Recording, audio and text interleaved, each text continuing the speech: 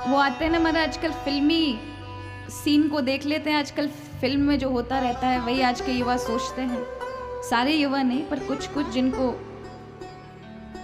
समझ नहीं कहेंगे कि ये बुरी दुनिया हमें एक साथ नहीं रहने देती है, चलो हम नदी से कूद के या जहर खाकर मर जाएं। साथ वैसे तो रहने नहीं देंगे, मरने के बाद कौन हमें अलग करेगा, ऐसा सोचते हैं। महामूर्खता है ये। आप आए अकेले हो, जाएंगे भी अकेले।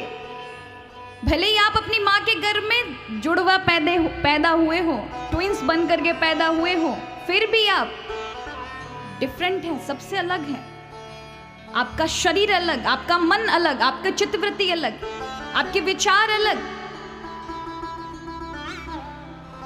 आपका मन अलग, आपकी बुद्धि अलग। कुछ भी आपका समान नहीं है। भले ही आप वो अम्बिलिकल कॉर्ड होती है ना महाराज, एक माँ के गर्भ से एक नाभि नाल बनकर निकलती है, जिसमें से बच्चे को ऑक्सीजन और खान पान पेट में जाता है। उस नाल को जुड़वा बालकों की एक ही नाल होना, फिर भी वो बालक की सोचने की प्रक्रिया अलग होगी, उनके विचार अलग होंगे, स्वभाव अलग होंगे। भले ही वो जुड़वा हैं, एक ही माँ के गर्भ से एक साथ निकले हैं, पर फिर भी वो अलग हैं, उनके अस्तित्व अलग है।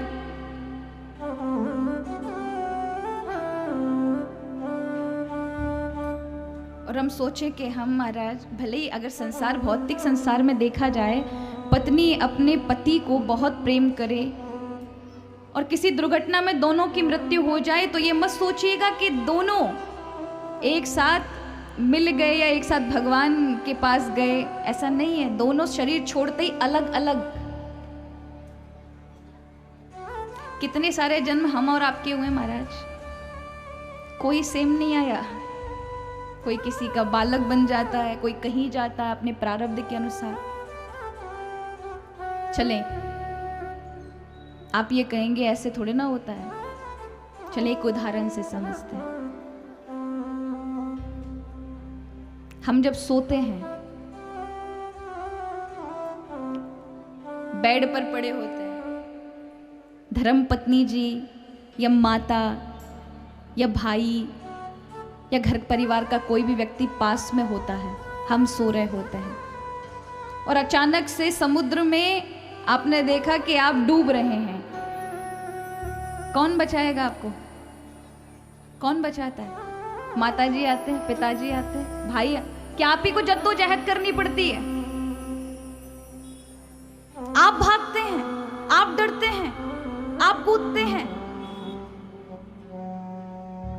वहां नेत्र कोई नहीं बचाता,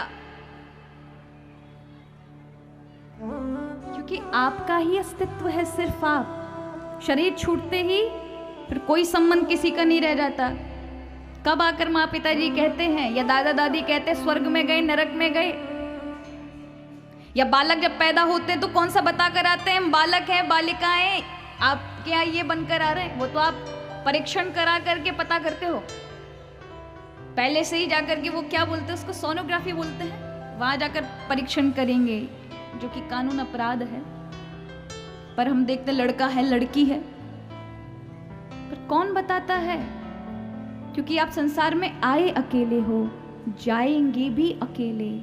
यदि किसी का कोई आपके साथ कनेक्शन है तो वो केवल ईश्वर हैं, आप आत्म तत्व हैं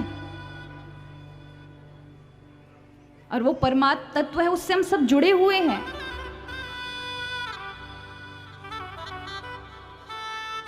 इसलिए आत्महत्या कभी मत करो, आप गंभीर अंधेरे में चले जाएंगे। को पछतावा होगा। जब तक जीवन है, 100 वर्ष का जीवन है, तो 100 वर्ष तक के लिए भटकोगे। आप शुद्ध आत्मा नहीं हो कि एकदम से जाके मुक्त हो गए, इस उससे मत रहिएगा।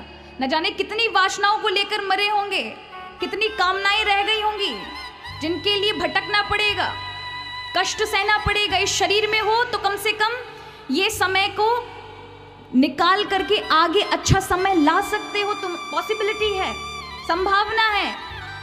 लेकिन शरीर ही नहीं, माध्यम ही नहीं रखा तो सबको दुखी देखोगे, खुद दुखी होगे, अपनी बात व्यक्त नहीं कर पाओगे, कष्ट में रहोगे। माता पिता को जब जब रोते हुए देखोगे, जो तुमसे प्रेम करते उनको देखोगे, पछताओगे। थोड़ा समय का वेट कर लिया होता, प्रतीक्षा कर ली होती, तो ये समय निकल जाता।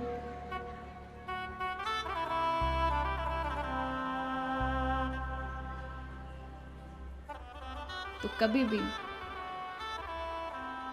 आत्महत्या, सुसाइड ना करो, अपराध है। अपने जीवन को मत खो। एक हीरा भी जब चमकता है ना, तो उसके अतीत को कोई नहीं जानता। उसकी जो चमक है, उसने लोगों ने उसे काटा है, छांटा है, निकलता वो कोयले की खदान से ही है, बहुत अंधकार से। आपका जीवन भी वही है।